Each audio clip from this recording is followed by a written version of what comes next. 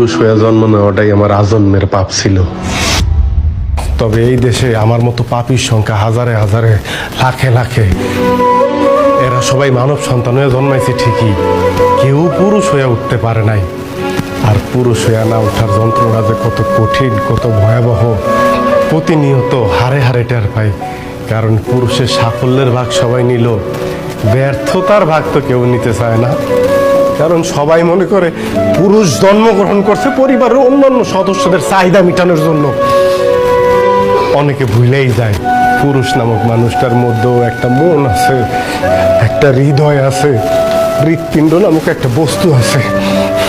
প্রিয়জনের কথার আঘাতে সেই হৃৎপিণ্ডটা না কাইপা ওঠে। ভুলা যাইবই না কেন কও? কারণ পুরুষ তো কখনো কারো প্রিয়জন হয়ে উঠতে পারে না। সব সময় পুরুষ প্রয়োজনই কাজে লাগে। জানো সোনিয়া, পুরুষ মানুষ সবসময় চোখ দিয়ে কান্না করে না, মুখ দিয়েও আর্তনাদ করে না। পুরুষের মন কান্দে, হৃদয় আর্তনাদ করে।